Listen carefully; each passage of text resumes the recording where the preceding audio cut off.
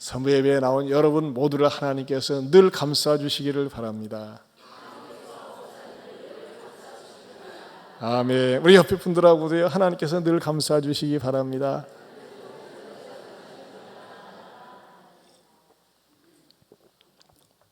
오늘은 어버이 주일로 우리가 지키면서 설교 제목을 내 부모 없이 너 없음을 잊지 말라라는 제목을 삼았습니다. 부모가 없이는 우리가 없죠. 왜 부모를 공경해야 할까요? 첫째는요, 하나님이 명령하셨기 때문입니다. 부모님을 받들어야 하는 이유는 나라의 법에서 제정한 것이 아닙니다. 학교에서 가르치는 것 이상입니다.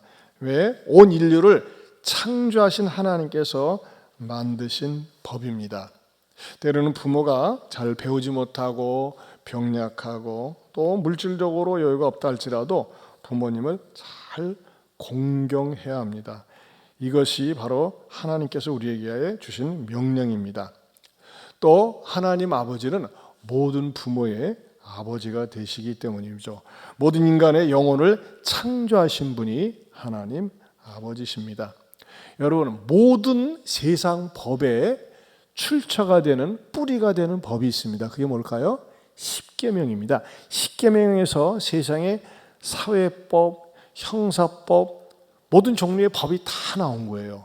근데 그 십계명은 10가지로 되어 있는데 1계명에서부터 4계명은 수직적인 하나님께 대한 계명이고 5계명에서부터 10계명까지가 사람에 대한 수평적인 계명입니다.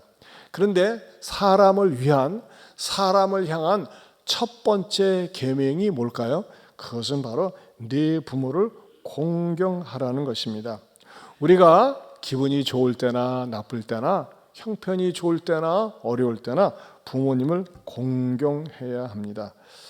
어떤 분들은요, 자기가 형편이 좋을 때만 부모를 공경하려고 합니다. 그러나 그것은 잘못된 것입니다. 종종 그런 말을 합니다. 부모가 나를 잘 뒷바라지 해주지 못했는데요. 교육도 잘 시키지 못했고, 때로는 부모가 학대를 하거나 부모가 나를 갖다가 오히려 상처만 준 그런 아픔을 가지고 있는 자녀들도 있습니다.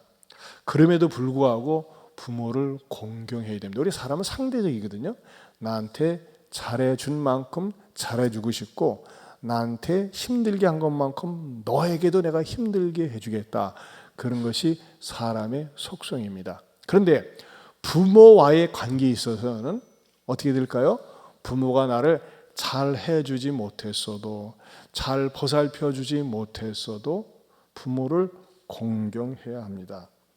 여러분, 부모를 잘 공경할 경우에 하나님께서 주신 약속이 있습니다. 축복이 있습니다. 그게 어디에 나와 있습니까? 12절에 나와 있습니다. 12절 같이 보겠습니다. 내 부모를 공경하라. 그리하면 내 하나님 여호와가 내게 준 땅에서 내 생명이 길리라. 자, 여기 보면요, 내게 준 땅에서, 땅이라는 건 뭘까요? 일터입니다. 삶의 토대가 되는 현장입니다. 그래서 내 생명이 길리라 그랬어요. 여기서 내 생명이 길다는 게 잘못하면 재앙이 될 수 있습니다. 어느 때 재앙이 됩니까? 병들고 돈 없는데 오래 살아. 그건 재앙이에요. 그렇죠? 병들었는데 돈 없는데 오래 살아. 그건 재앙이에요. 여기서 내 생명이 길다는 것은요, 돈도 있고 건강하게 오래 산다는 거예요. 사랑받으면서 오래 산다는 거예요. 이게 성경적인 약속이라고 하는 것입니다. 뭐 할 때요? 부모를 공경할 때. 어느 때요? 부모가 나한테 잘해 주지 못했는데도 불구하고 부모를 공경할 때. 어떤 분들은요, 부모님이 일찍 세상을 떠나신 분들이 계세요. 그래서 부모님에 대한 기억이, 추억이 없는 분도 있어요. 어떤 분들은 부모님 얘기하면 진짜 아픈 분들이 있어요. 그런데도 불구하고 부모를 공경하고, 또는 부모님 없는 분들은 내 주변에 어른들을 공경할 때 하나님께서는 내게 준 땅에서 내 생명이 길 것이라고 약속을 하고 있다는 것입니다. 여러분, 우리가 부모에 대해서 알아야 될 중요한 사항이 있는데, 그것은 뭐냐면요, 두 번째로 부모도 완전하지 않다는 사실을 알아야 된다는 것입니다. 여러분, 부모는 완전하지 않습니다. 어려서는요, 부모가 최고로 보입니다.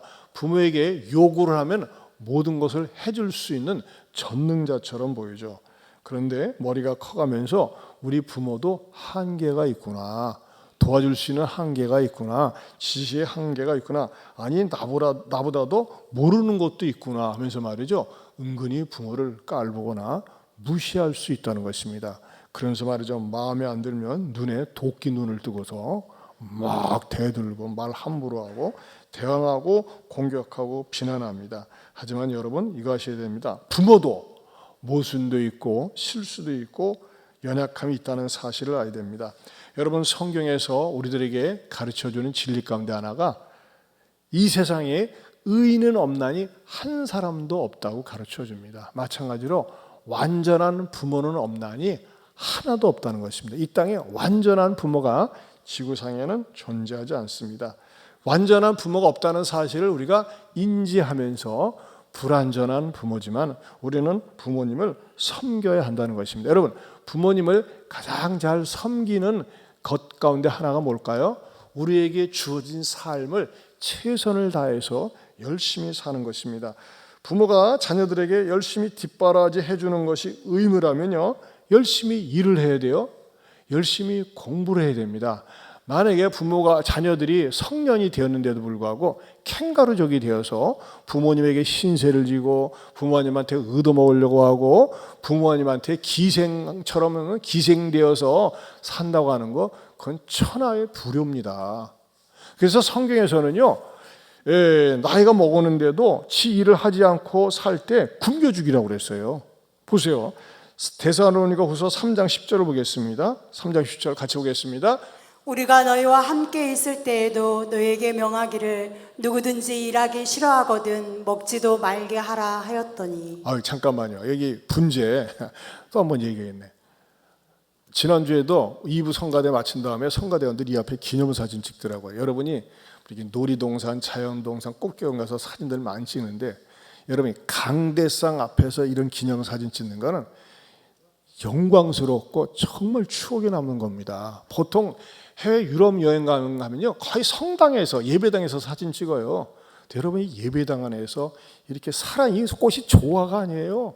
생화예요. 이게 정성껏 수년을 걸려가지고 만든 작품인데, 예배 마친 다음에 사진 찍을 때 절대 사진 찍는 요금을 받지 않으니까는 마음껏 좀 찍어가지고 여러분 푸사 같은 데 올려놓으세요. 얼마나 아름답고 보기가 좋은지 모르겠어요.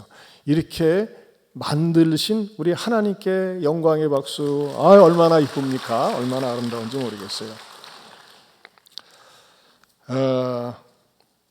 부모가 나를 뒷바라지 해주기 때문에 열심히 살아야 돼요. 열심히 일을 해야 됩니다. 학생들은 열심히 공부를 해야 됩니다.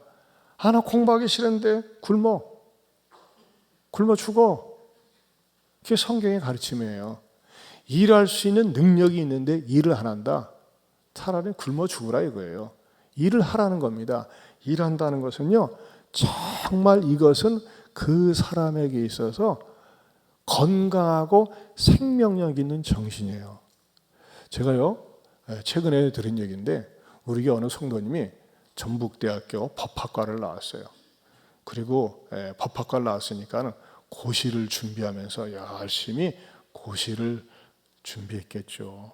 근데 한 몇 번 이렇게 안 됐어요. 이게 나하고 적성이 안 맞는가 보다 하면서 직업을 찾았는데요, 무슨 뭐 하는 줄 아세요? 환경미화원에 도전을 했어요. 난 그거 보고 감동이 되더라고. 그야말로 직업에 귀천이 없는 거예요. 여러분, 요즘 환경미화원 대우 좋습니다. 그런데 정신 자세를 보세요. 자기 동기들은 뭐 판사도 있고 검사도 있고 진짜 사자로 많이 있어요. 그런데도 불구하고 개의치 않고 말이죠, 자기는 당당하게 자기를 밝히는 거야. 내가 옛날에 전북대 법대에 나왔고, 그리고 한 10년 동안 공부하면서 잘 안 돼가지고 적성이 안 맞는구나 하면서 과감하게 정리하고 가정을 책임지는 모습에, 얼마나 멋있는지 모르겠어요. 너무나 머리가 좋은 사람들이 이것 따지고 저것 따지고 이것 재고 저것 재다가 취직도 못하고 그런 경우가 있어요. 여러분, 그러지 마세요. 도둑질하고 사기치지 않는 이상 무슨 일을 하건 어떤 일을 하건 그건 결코 잘못된 게 아니에요. 무엇이든지 하려고 하는 의지가 중요한 거예요. 무엇이든지 해야 돼요. 그러면서 뭐예요? 열심히 일을 하면서 땀 흘려서 돈을 버는 것이 그게 가치 있는 돈이고 그렇게 열심히 일하는 것 자체가 소중하다는 겁니다. 저는 우리 교회에 참 그런 분들이 자기 자신을 아무 부끄러워하지 않고 말이죠.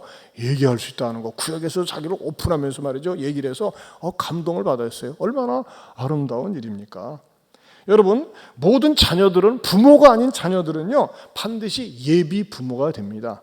그렇기 때문에 선배 부모님의 말씀을 잘 들어야 됩니다. 부모님은 어떤 분입니까? 일단 인생의 선배고 삶의 선배고 직업의 선배입니다. 또 인간관계의 선배예요. 부모님이 많이 배운 게 없다고 할지라도 뭐예요? 삶의 지혜가 부모님의 삶 속에 배어 있다고 하는 것입니다. 그래서 어른들의 말에 귀를 기울여야 된다는 것이죠. 세 번째로 부모 공경은 다른 곳에서도 존경을 받습니다. 부모를 잘 공경해 오는 사람은요 다른 곳에 나가서도 사랑을 받는다는 것입니다. 여러분, 그러나 부모를 우습게 여기고 자기 부모는, 자기 가족은 우습게 여기고 홀대하면서 남한테 잘하는 사람이 있어요. 남한테는 잘하면서 자기 부모에게 신경질 내고 막말하고 함부로 말하는 그런 사람들이 있어요. 여러분, 절대 그것은요 사랑받지 못합니다. 자기 부모한테 막 함부로 말하고 혈기 부리는 것에 대해서 친구들이 있는 자리에서도 그러면요, 야 대단하네 하지만 속으로 경멸합니다. 여러분, 절대 자기 부모에게 함부로 무례하게 말하거나 또 버르장머리 없이 행동하는 거, 이것은요 절대 하나님 앞에 사랑을 받지 못합니다. 그것은 위선입니다. 다른 바깥에 나가서는 다른 어르신들에게 어머님, 아버님 하면서 자기 부모는 홀대하고 학대하는 거, 이것은요 무엇과 같냐? 위선이고, 우리 격언에 그런 말이 있잖아요. 안에서 새는 바가지 어디서도 셉니까? 바깥에서도 새는 거예요. 여러분, 가족들에게 있어서 자기 가족 가운데 어떤 분은 형이나 언니나 가족 가운데 신세를 지고 사랑을 받는 그런 가정들이 있어요. 그러면요 비록 부모님이 안 계시지만, 부모님이 없지만 귀하게 여길 줄 알고 수고에 대해서 인정할 줄 알아야 돼요. 그것이 바로 하나님을 믿는 자녀의 자세라는 것입니다. 잠언 23장 22절에는 이렇게 말씀하고 있습니다. 같이 볼까요? 너 낳은 아비에게 청종하고 내 늙은 어미를 경히 여기지 말라. 네, 청종하고 경히 여기지 말라는 것입니다. 우리가 돌아다니면서도 어른들을 소중히 여기고, 참 이런 풍경을 보면 너무 아름다워요. 산부 예배 마치고 식사를 할 때가 보면 우리 어른들만 앉는 좌석이 있는데 먼저 우리 차량 봉사팀에서 식사를 갖다 놔주시고, 또 그분들 다 드시면 몸이 거동이 불편하시니까 그분을 모시고 이렇게 댁으로 모셔다 드리는 그런 우리 집사님들을 볼 때 정말 감동이 되고 감사한 마음이 납니다. 여러분들이 정말 집안의 어른들, 또 어른들을 존중히 여길 때 바깥의 어른들도 존중히 여기는 그런 태도가 되고, 또 다른 사람에게도 존중히 여김을 받는다는 사실을 기억해야 한다는 것입니다. 네 번째로는요, 부모 공경에도 세대적인 방법이 있다는 것입니다. 부모를 공경하는 것에도 세대적인 방법이 있다. 첫째, 어려서는 무조건 순종해야 됩니다. 어려서는 초등학교, 미취학, 아동 연령계는요 애들에게, 부모에게 무조건 순종하는 걸 가르쳐야 돼요. 왜냐? 애들은요 쉽게 잘못된 습관이나 곁길로 나갈 수 있기 때문에 그렇습니다. 거짓말을 하거나 욕설을 하거나 아무것도 아닌 일에 반항하거나 이 공중 도덕을 어기거나 조용히 할 때 떠들거나 말이죠. 그럴 때 가만두면 안 돼요. 어느 때 식당에 가서 말이죠, 막 어른들이 모여있는데 막 탁자 밑을 막 싸돌아다니고 막 난리치고, 그런 새끼들은 화장실에 끌고 가지고서 그냥 종아리를 때리든지 꽉 꼬집어버리든지 해야 돼요. 뭐 해야 돼? 아직 학교 들어가기 전에 아이들입니다. 성경에서도 매를 아끼면 안 된다고 그랬어요. 그래서 어디 말이지, 어른들 밥 먹는데 사람들 모인 자리에서 떠들고 그 난리야 하면서 말이죠, 아주 야무지게 혼을 내야 됩니다. 그래서 이 어른들, 사람들 틈에서 말이죠, 공중 질서를 소중히 여기는 거 가르쳐야지. 내버려둬 보세요. 여러분, 그 존 웨슬리 어머니 수산나는요 19남매나 낳았어요. 아마 2년에 하나씩 난 것 같아. 저 뗄만 하면 또 임신되고 저 뗄만 하면 또 임신되고 19남매 대단합니다.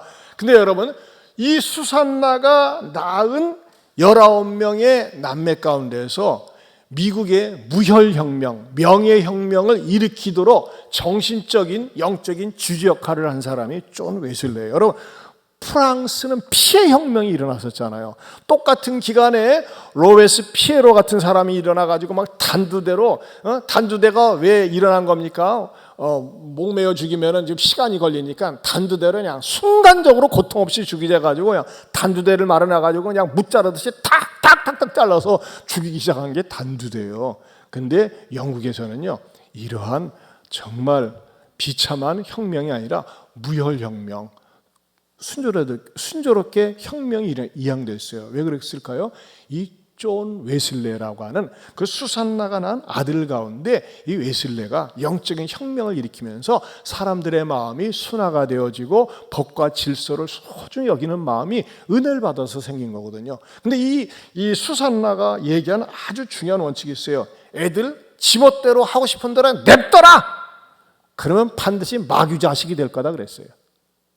여러분 이쁘다고 그래가지고 버르장머리가 없는데 막 소리 지르고 곁길로 나가는데 오냐 누가 내 아이 식당에 가서 막 떠들고 난리치는데 그거 좀 조용해 주세요. 왜 남의 새끼 간섭하고 그래요? 당신 애기나 잘 다루세요. 졸든지 자빠지든지 내버려둬요. 그거요 베리는 거예요. 안 해요. 야무지게 할 때는 야무지게 하고 그래야지. 그것에 대해서 그냥 옹냐옹냐면요 그 인간 베리는 겁니다. 여러분 이거 아셔야 돼요. 부모에게는 자녀를 간섭할 수 있는 간섭권이 있어요. 따라서 합시다. 부모에게는 자녀를 간섭할 수 있는 간섭권이 있다. 애들이요 좀 자라나면 간섭하지 마세요. 상관하지 마세요. 내일 내가 알아서 해요. 그런 말 잘해요.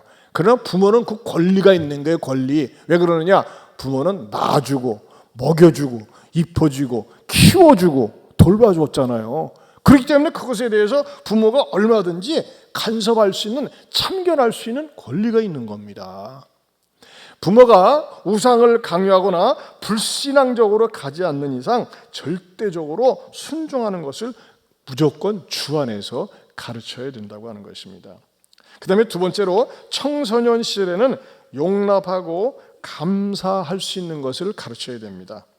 이제 청소년쯤 딱 되면 머리가 컸다고 말이죠. 지 멋대로 행동하려고 그래요. 그런데 제가 이 청소년들에게 있어서 가르칠 수 있는 가장 좋은 거는요, 감사를 자주 표현하는 거예요. 감사를 자주 표현하는 거.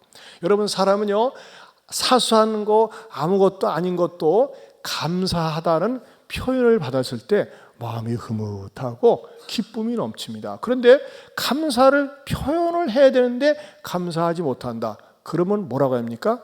우리말로 저는 싸가지 없는 놈 그런다고 해요. 여러분 싸가지 없다는 게 좋은 게 아니에요.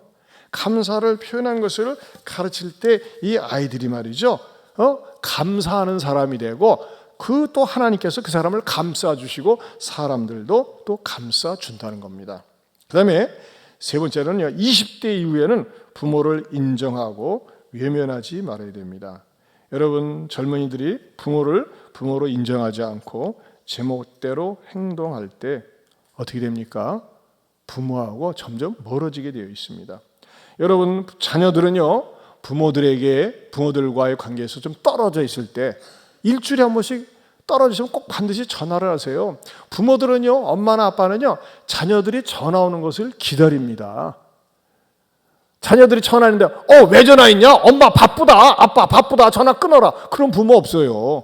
부모는요 그냥 전화 오면 그 자체가 반갑고 고마운 거예요. 그런데 자녀들은 말이죠, 뭐가 그렇게 바쁘다고 지들끼리 노닥거리고 놀러 다니고 얘기할 시간 많으면서 부모에게 전화하는 것은 너무나 인색하다고 하는 것입니다. 그건 잘못된 것입니다. 부모에게 먼저 전화하고 부모에게 먼저 말이죠, 뭘 기도로 부탁한다든지 부모에게 아뢰는 건 아름다운 일이에요. 특별히 어버이날 지나갔습니다만 어버이날 같은 때 내가 어떻게 하면 우리 부모를 기쁘게 할까 좀 연구를 하세요. 연구.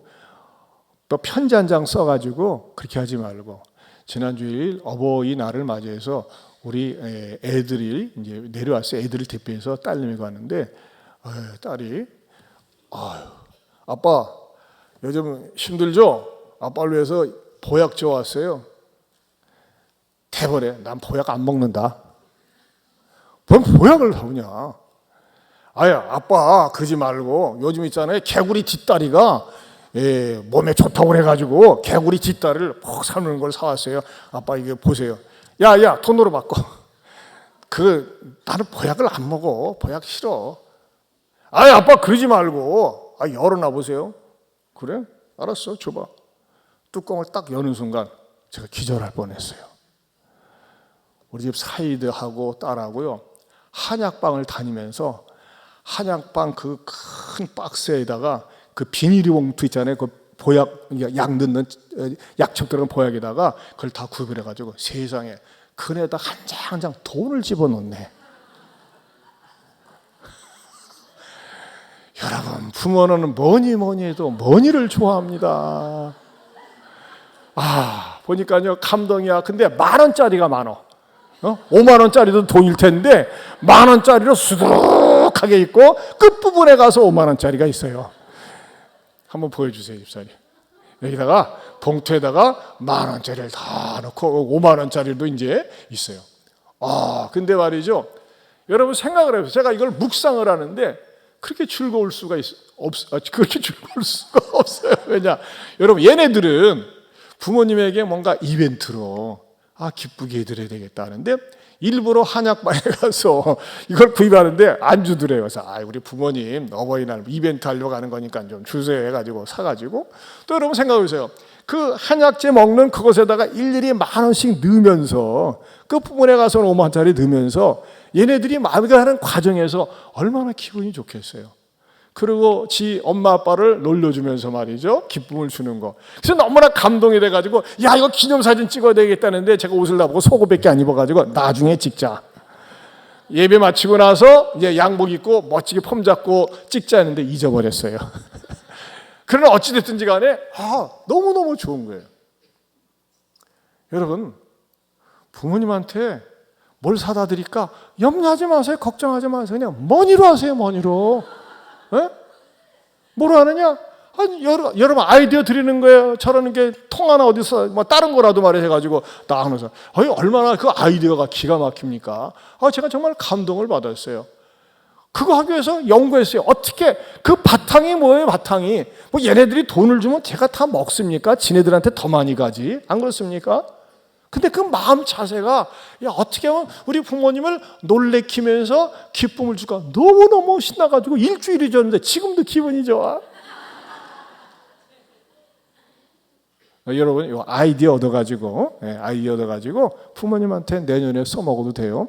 아직 안 하신 분들은요 지금 하셔도 되고 했는데 성이 안 찬다 그러면 말이죠 하세요. 돈이 없습니까? 그러면 1,000원짜리 바꿔가지고 한 100장 정도 넣어보세요. 그래 해도 돼요. 여러분 중요한 건 뭡니까? 나의 존재가 어떻게 보면 우리 부모님에게 기쁨을 드릴까 즐거움을 드릴까 그 자체가 그렇게 생각하는 게 효가 아니겠습니까? 여러분들은 어버이날 얼마나 기쁘게 해드렸어요. 또 여러분들이 부모가 안 계십니까? 또는 아직 미혼입니까? 언젠가는 부모가 될 거예요. 그런 마음을 가지고 어른들을 대하세요. 우리 총대부에서도 이렇게 준비하는 거 얼마나 아름다운 일 아니겠습니까? 5번째로는요 부모의 영혼에 관심을 가져야 된다는 것입니다. 여러분 우리가 아이가 출생할 때 온갖 준비를 합니다. 먼저 병원에 산부인과를 다니면서 준비를 하고 아이들 옷이라든지 많은 것을 준비합니다. 그런데 더 중요한 게 뭘까요? 우리 부모님이 세상 떠날 마음 준비를 하게 해야 돼요. 좋은 몇 자리만 찾아다니는 것이 아니라 내가 이 세상 떠날 때 내 가족들에게 아름답게 기억에 남게 늘 그리운 마음을 줄 수 있도록 여러분 그 유산을 물려줘야 돼요. 여러분 가운데 돈이 좀 있습니까? 먹고 살만합니까? 여러분 어떤 부모가 물질에 성공한 부모일까요? 죽을 때 통장 잔고가 없는 거예요. 다 주는 거예요. 아니요 난 죽을 때까지 이거 못 놔요. 여러분 그거 못 놓고 통장에 많이 남아있지 않습니까? 그때부터 장례식장부터 살벌하고 그때부터 뭐예요? 재앙이 시작되는 거예요. 재앙이.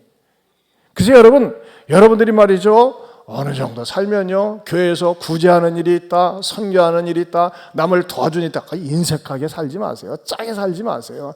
나이 먹을수록은요, 내가 말이죠, 사람들에게 자꾸 밥을 사주고 싶고 섬기고 싶고 나누고 싶다 할 때 그때 어른으로 존대를 받는 거예요.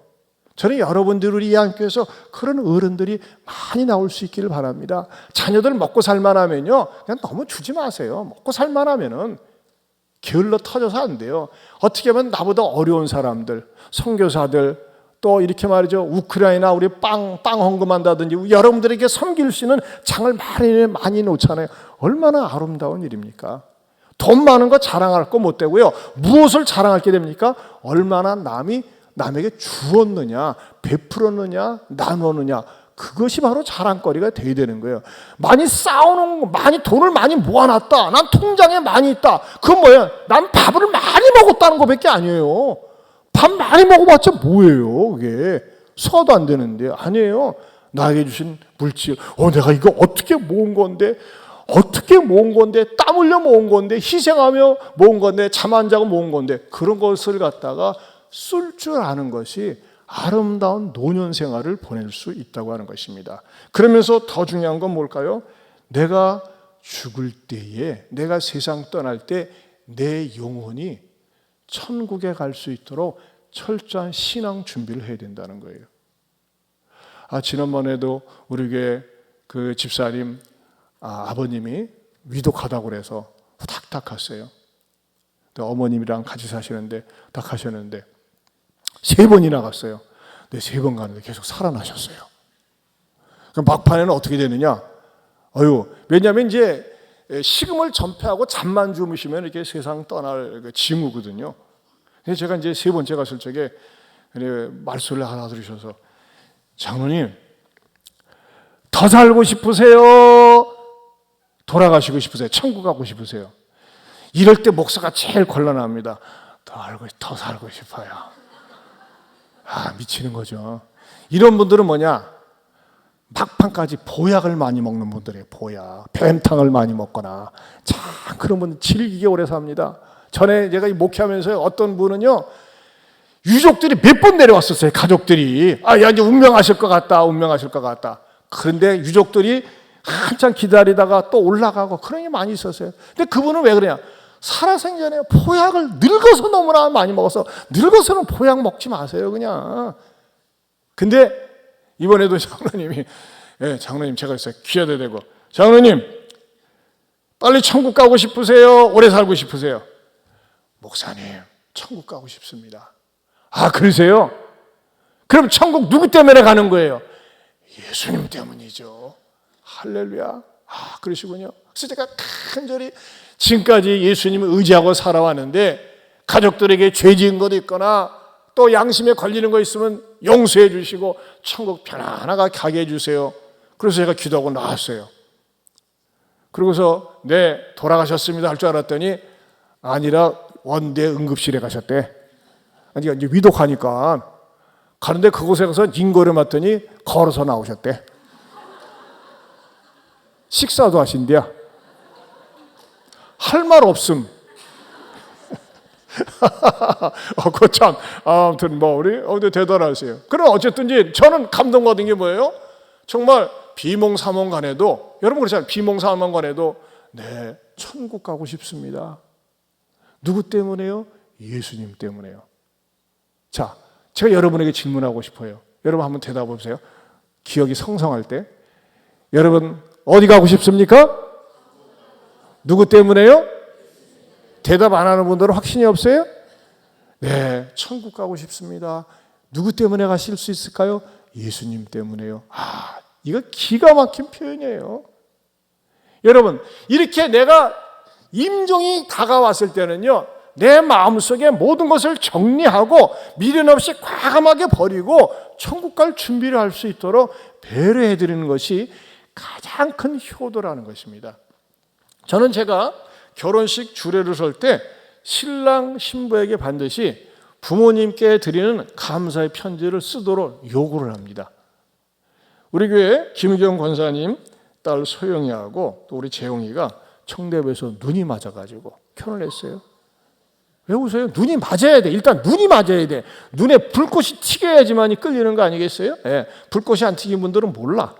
그래가지고 결혼했는데 제가 말이죠, 또 신랑 신부에게 편지를, 감사 편지를 써오라고 그랬어요.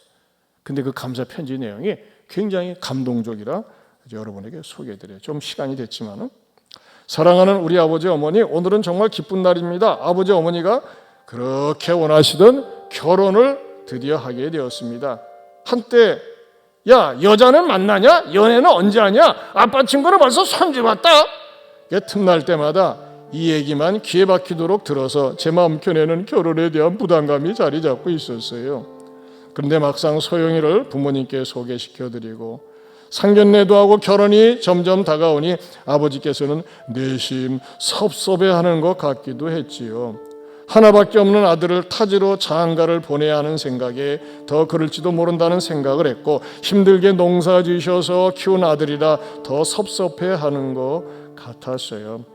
뜨거운 여름 땡볕 아래에서 수박과 멜론 농사를 지어 대학까지 보내주시고 회사에 취업되고서도 아직도 이것저것으로 도움을 많이 주셨던 부모님 너무나 고맙고 사랑합니다. 사랑하는 아빠, 유치원 초등학교 시절 아빠는 저에게는 슈퍼맨이나 다름없었어요. 큰 키에 근육질 몸, 게다가 달리기는 얼마나 빨랐던지 초등학교 운동회에 학부모 계주를 할 때면 한 바퀴나 차이 나는 거리도 엄청난 속도로 따라가서 항상 1등을 하셨었지요. 학교 선생님과 친구들이 입이 쭉 벌어지며 감탄하는 모습을 볼 때마다 얼마나 아빠가 자랑스러운지 몰라요. 지금 모습을 보고 있으면 그때의 모습이 상상이 안 되네요. 일하시면서 무릎과 어깨를 다치시고 지금은 허리까지 안 좋으셔서 굽어가는 허리, 염색을 해야 하지만 가려지는 흰머리, 이젠 정말 할아버지가 다 된 아빠를 보고 있자니 시간이 많이 지났다는 생각이 듭니다. 제 오랜 소원 중 하나는요, 3대가 함께 목욕탕을 빨가벗고 가는 것이었는데 열심히 노력해서 그 소원을 이루고 싶습니다. 물론 첫째가 딸이면 좀 더 기다려야겠지만요. 전 교회에서 기도 시간이면 항상 이 기도를 해요. 아프지 말고 오래오래 함께 하자고요. 그리고 주일날 우리 모두 함께 교회 가게 해달라고요. 아버지 고집이 워낙 완고하셔서 아직까지는 함께하지 못했지만 오늘 결혼식 끝나고 내일 주일날 하루만이라도 함께 교회 가셨으면 좋겠어요. 함께 가겠다고 약속해 주실 거죠? 사랑해요, 아빠. 사랑하는 어머니에게 엄마는 정말 가정에 헌신적인 분이셨지요. 어렵고 힘든 시기에도 엄마는 정말 열심히 일하시고 모든 힘든 상황을 어떻게든지 이겨내시려고 정말 힘들게 살아오셨지요. 이런 엄마에게 항상 감사해요. 오늘 이 순간까지도 엄마는 저를 많이 도와주셨고 아마 앞으로도 계속 도와주실 것 같아요. 엄마는 나에게 정말로 아낌없이 주는 나무 같아요. 저는 이 빚을 평생을 갚아도 못 갚을 것 같아요. 저랑 소영이가 행복하게 잘 사는 모습을 보여주는 것이 그 빚을 갚는 것이라 생각을 합니다. 악착 같지만 씩씩한 엄마의 모습이 전 너무나 보기 좋아요. 그리고 그 모습을 담고 싶어요. 살아가면서 어려운 시련은 있을 것이라 생각이 들어요. 그때가 오면 저는 엄마의 씩씩함을 갖고 이겨낼 거예요. 오늘 하고 싶은 말은 저를 이때까지 정말 헌신적으로 키워주신 거 너무나 감사해요. 사랑해요, 엄마. 엄마, 아빠에게 편지를 쓰려고 하니 무슨 말을 어떻게 해야 할지 처음엔 몰랐어요. 그렇지만 오늘은 이 말을 꼭 하고 싶어요. 우리 가족이 지금 이 시간 이렇게 함께 할 수 있는 것은 우리가 노력한 부분도 있을 것이지만 저는 우리 노력 이전에 하나님이 우리와 함께 하시고 우리 가족을 지켜주셨기 때문이라고 생각합니다. 엄마는 교회 자주는 아니지만 그래도 나가시죠. 그런데 아빠는 아직 가지 않으시잖아요. 언젠가 될지 모르지만 우리 가족 모두 예수님을 믿는 가족이 될 것이라 저는 확신해요. 왜냐하면 전 그걸 위해 계속 기도하니까요. 지금도 계속 함께 하시지만 앞으로도 영혼까지 우리 가족을 지켜주실 하나님께 감사드리고 지금 이 시간, 이 행복한 시간에 엄마 아빠가 함께 할 수 있음에 너무나 감사해요. 사랑합니다. 아들 재용올님. 여러분 어떠세요? 여러분 결혼식장에서 이렇게 쭉 낭독을 하면요, 숙연하고 많은 분들이 울어요. 신랑 신부도 울고. 근데 여러분 그 우는 건 뭐예요? 슬픈 눈물이 아니에요. 감동받는 눈물. 그리고 공개적으로 표현하는 감사 표현 아니겠어요? 근데 어떤 것들은 나는 추리 없이 하랍니다. 요즘 그런 분위기가 이어가 있어요. 그거 잘난 거 아니다 이놈아. 그거 잘난 거 아니에요. 여러분 인류 결혼의 최초의 주례자는 하나님이셨어요. 여러분 주례자가 있어가지고 신앙 교육도 하고 신랑 신부 교육도 하고 이런 편지 써가지고 낭독하는 거, 여러분 언제 내 부모님에 대해서 공개적으로 자랑할 시간이 어디 있어요? 근데 결혼식장에서 신랑 신부가 편지 써고 목사님 저는 막 울 것 같아요. 걱정 마, 내가 대신 읽어줄게.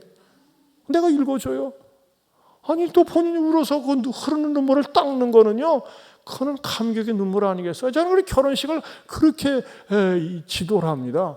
그런데 뭐 어떡하겠어요? 난 주례 없이 그냥 하고 싶습니다. 내가 싸우고 싶진 않아요. 그냥 알아서 해라 그냥 내버려도. 그런 속으로는 참 불편해요. 근데 가만히 지켜보면요, 그렇게 주례 없이 하는 가정들은 보면 이렇게 믿음이 잘 가정적으로 자라지를 못하더라고. 이게 어른의 지도를 받아야 된다는 거예요.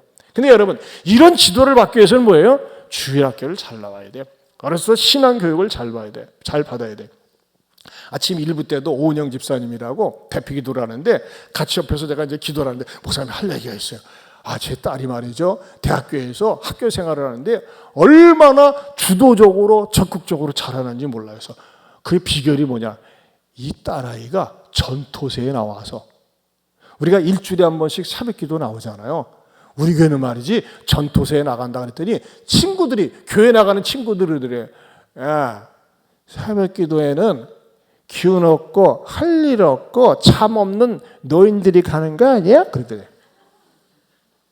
여러분 새벽기도는 기운 없고 할 일 없고 잠 없는 노인들이 가는 겁니까? 아니에요. 아니야. 우리 교회는 말이지 유치부서부터 말이지 쫙 나와. 막 애들이 놀라서 빠지는 거예요. 지금 교회가 그렇게 된 교회들이 많이 있어요. 우리 토요일 날 와가지고 신앙훈련을 받고 명문가정 이루고 믿음으로 세우자면서 말이죠. 유치부터부터 양이 본당에 꽉 차가지고 하니까 말이죠. 이게 신앙훈련이 되는 거예요. 신앙훈련이. 그러니까 이 아이들이 훈련을 받고 학교에 가서도 말이죠, 자랑스럽게 얘기하는 거예요. 아마 그 주변에 있는 친구들 교회는 말이죠, 새벽기도가 전부 다 그런 사람들만 나오나 봐. 참 그건 비극입니다. 우리 자녀들이 말이죠, 여러분 전토세 같은 데 나와서 같이 부모와 예배 드리고 기도하고 식사하고, 이것이 전인 교육의 신앙 교육이에요. 이렇게 신앙 지도를 받고 어때요? 결혼식 때도 말이죠, 결혼식 때도 다 어머니 아버님에게 감사 표현을 글로 표현하고 감사, 얼마나 감격스럽습니까? 사랑하는 성도 여러분, 여러분 가운데는 부모님이 안 계신 분들이 계세요. 그런 분들은요, 주변의 어른들을 소중히 여기세요. 또 그리고 여러분들은 예비 부모예요. 그리고 나는 우리 부모는요, 이 찬송가 부를 때 어떤 분들은 갈등이 있어요. 저런 가사대로 우리 부모가 못 살았는데, 나의 사랑하는 제 비록 헤어졌으나 어머님의 무릎에 앉아. 부모님의 성경책이 하도 많이 읽어서 달았어. 근데 우리 엄마 우리 아빠 성경은 항상 새 거야. 찐뺑이야. 자녀들이 볼 적에 우리 엄마 아빠는 틈만 나면 성경 보고 예배드리는 모습, 얼마나 신앙이 아름다운 유산인지 모릅니다. 사랑하는 성도 여러분, 당부합니다. 부탁합니다. 부모를 공경해야 됩니다. 왜죠? 하나님의 명령이기 때문에. 부모 완전하지 못합니다. 인정해야 됩니다. 여러분 우리가 다양한 방법으로 부모님을 섬기고 무엇보다도 부모님에 대한 영혼에 대한 관심을 가지십시오. 부모님이 이미 세상 떠나고 없습니까?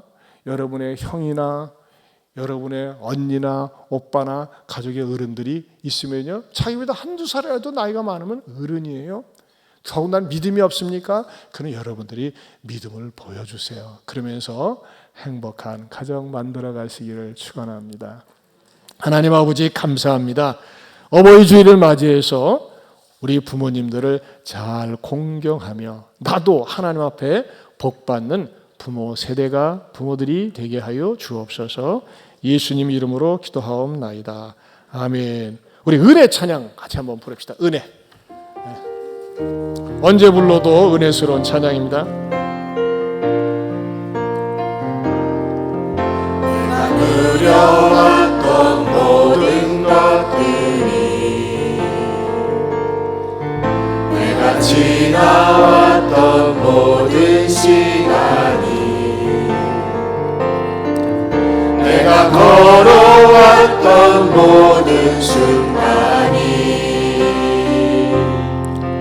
당연한 것 아니라 은혜였어. 아침 해가 뜨고 저녁에 노을, 봄의 꽃향기와 가을의 열매, 변하는 계절의 모든 순간이 당연한 것 아니라 은혜였어. 모든 것이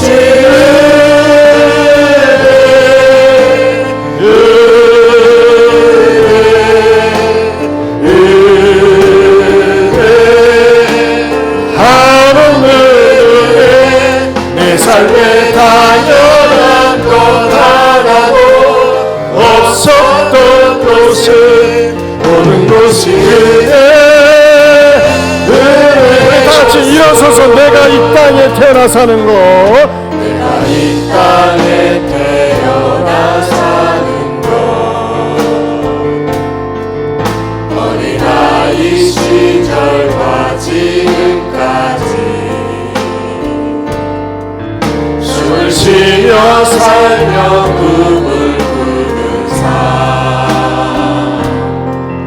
당연한 것 아니라 은혜였어.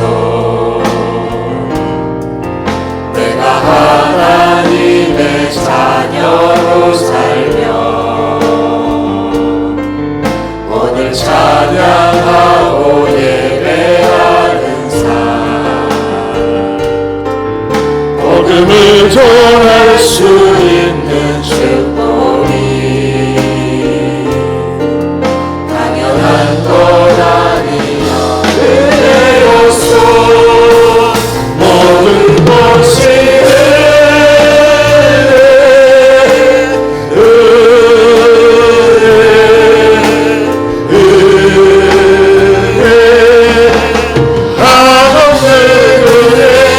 내 삶에 당연한 것 하나도 없었던 것은 모든 것이 은혜. 우리 두 손 들고 모든 것이 모든 것이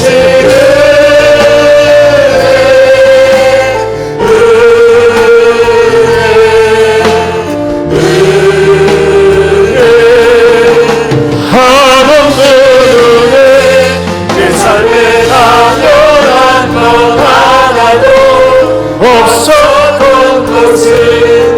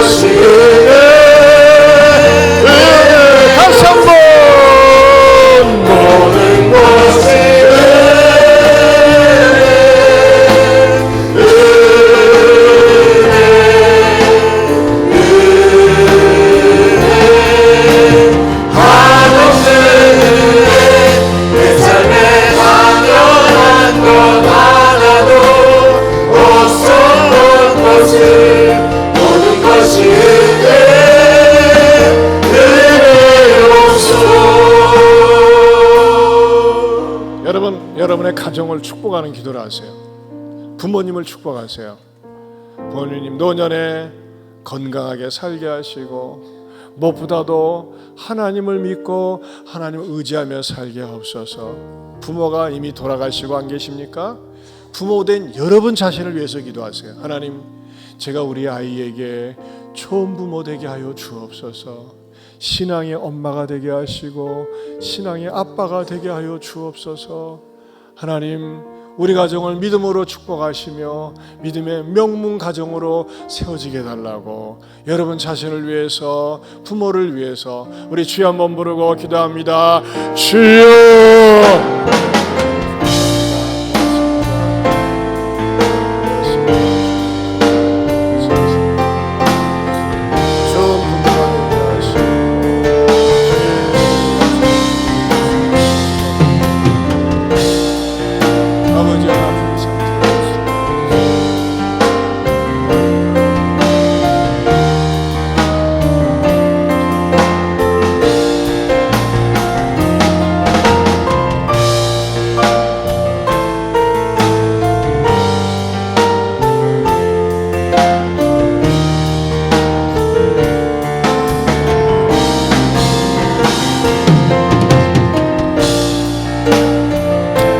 하나님 아버지 감사합니다. 주님, 부모님을 잘 섬기게, 부모님을 잘 기쁘게 하는 그런 효의 마음이 있게 하여 주시옵소서. 부모님이 안 계십니까? 내가 좋은 부모, 신앙의 부모 되게 하여 주시옵소서. 주여, 우리 사랑하는 성도들 가운데는 부모로부터 상처를 받은 분도 있습니다. 남한테 얘기하기가 너무 속이 상하고 가슴이 아프지만 상처가 있는 분들이 있습니다. 부모의 허물을, 부모의 죄를 용서하여 주시옵소서. 여러분 마음에 상처가 있습니까? 아프십니까? 그럼 가슴에 손을 얹으세요. 제가 여러분을 위해서 기도해 드리겠어요. 또 여러분이 어떤 질병으로 고통을 당하고 있습니까? 아픈 부에 손을 얹으세요. 하나님 아버지, 이 자리에는 주님, 부모로부터 상처를 받은 것이 늘 마음속에 한으로 아픔으로 맺혀 있는 분들이 있습니다. 주여, 부모를 용서하게 하시고 사랑하는 성도들을 치료하여 주시옵소서.